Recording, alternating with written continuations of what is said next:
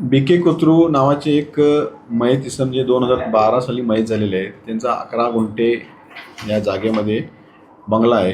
ते बंगला त्यांचे वारस नसल्यामुळं त्यांचे भाऊ आणि भावाची मुलं यांच्या नावावर ते बंगला रितसर मान्य कोर्टाच्या आदेशाने त्यांच्या नावावर ट्रान्सफर झालेला आहे. रिसेंटली काही लोकांना ते बंगला विकणार असल्याची माहिती मिळाल्याने त्यांना लक्षात आलं की बी.के. कोथरू मयत झालेले आहेत. त्यांचे वारस इथं नसतात. कोण दिल्लीला आहे, कोण UK ला आहे, कोण आजारी आहे. त्यामुळे त्यांनी एका टोळीनं बनावट बी.के. कोथरूला उभा करून ते बंगला एस के ॲग्रो नावाच्या एका कंपनीला बनावट कागदपत्राच्या आधारे विकलेला आहे. ही बनावट बी.के. कोथरू तयार करणारा आणि त्याच्या मागं एक ग्रुप आहे जी हीच कामं करते की हद्यामध्ये जे बंगले किंवा अशी घरं बिरं असते ज्याचा कोण वारस नाही, ज्याचे वारस लांब आहे त्यांच्या नावाची डुप्लिकेट माणसं उभी करून ते थर्ड पार्टीला विक्री करतात. ह्यात एक बायर आणि सेलर असे नावाचे दोन असतात. बायर आणि सेलरचा 50-50% हिस्सा असतो. त्याच्यामध्ये हे बंगला विकून ते लगेच मॉर्गेज करून एका बँकेकडनं लोन घेऊन हे पैशाचं वाटप करतात आणि पैसे आपसात ट्रेल करून वाटून घेतात. अशी ही मोडस आहे.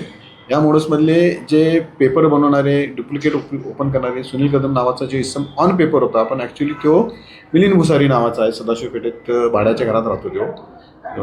61 वर्षाचा इसम आहे. ह्यो संदीप नावाचा संदीप साबळे, ह्या दोघांनी मिळून हे पेपर तयार केले आहेत. ह्याच्यामध्ये अजून पेपर बनवणारे, ॲक्च्युली हे करणारे, पार्टी सर्च करणारे असे अजून एक ग्रुप आहे.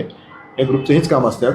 त्याच्यावर ह्या सुनील कदम उर्फ भुसारीवर एक गुन्हा मार्केट यार्डला सुद्धा 2023 दाखल आहे. सेम मोडसचा भारवानी नावाच्या इसमाचा बंगला किंवा हयात असताना त्याच्याकडे सगळे पेपर घेऊन त्या पेपरच्या आधारे डुप्लिकेट पेपर म्हणून त्यांनी डुप्लिकेट भारवानी उभा करून एका इसमाला विकलेला होता. हा उघड ज्यावेळी ओरिजिनल बंगल्यावर ताबा घेण्यासाठी SK ॲग्रोचे लोक गेले होते त्यावेळी त्या मालकाच्या लक्षात आलं आणि त्यांनी दिले की असं बी.के. कोथरू माझे काका आहेत, अंकल आहेत, ते 2012 साली मयत झाले आहेत आणि कोणीतरी असे डॉक्युमेंट बनवून हे केलेलं आहे. याच्यावर तपासलं.